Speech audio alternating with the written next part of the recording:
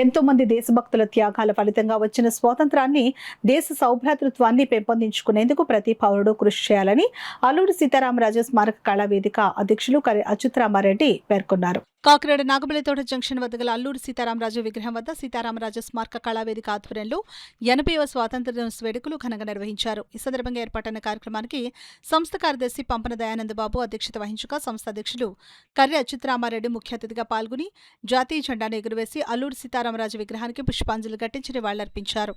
అదేవిధంగా కార్యక్రమంలో పాల్గొన్న సంస్థ ఉపాధ్యక్షులు ఎస్వీఎస్ఎన్ మూర్తి, క్షత్రియ పరిషత్ ఉపాధ్యక్షులు చార్మినార్ వరంతో పాటు పలువురు నాయకులు పాల్గొని సీతారామరాజు విగ్రహానికి పుష్పాంజలి ఘటించి నివాళులర్పించారు.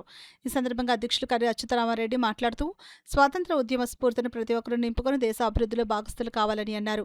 అనంతరం చిన్నారులకు పెన్నులు, స్వీట్స్ను పంపిణీ చేశారు. కార్యక్రమంలో కళావేదిక ఉపాధ్యక్షులు బాపిరాజు, సభ్యులు ఉద్ఘళ సుబ్బారావు, టీవీఎస్ఎన్ రెడ్డి, దక్షిణామూర్తి, శ్యామ్ సుందర్, మురళీ విజయకుమార్, అప్పారావు, ఆకుల శ్రీనివాస్, బాలు, శ్రీరాములు, కరక రాజబాబు, కృష్ణవేణి, లక్ష్మణరావు, సహస్ర, కృష్ణ, సీతారామరాజు స్మారక కళావేదిక సభ్యులు, కళాకారులు పాల్గొన్నారు.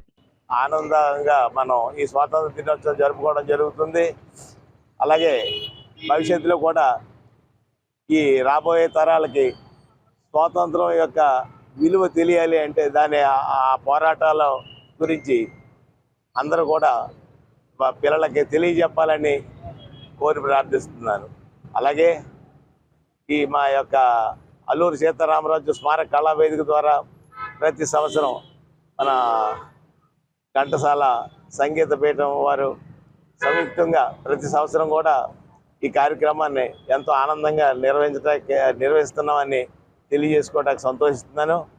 అలాగే ప్రతి ఒక్కళ్ళు కూడా ఈ స్వాతంత్ర యొక్క ఉపయోగాలు పిల్లలకి చెప్పి ఎదురు తరాల వాళ్ళకి ఇది ఎంతో కష్టపడితే ఈ స్వాతంత్ర దినోత్సవం మనం జరుపుకునే అవకాశం దక్కిందని తెలియజెప్పి భవిష్యత్తులో మీరందరూ కూడా ఎంతో గొప్పవాళ్ళు అయ్యి మంచి చదువులు చదువుకొని ఎంతో గొప్పవాళ్ళు అవ్వాలని కోరి ప్రార్థిస్తున్నా. జై హింద్.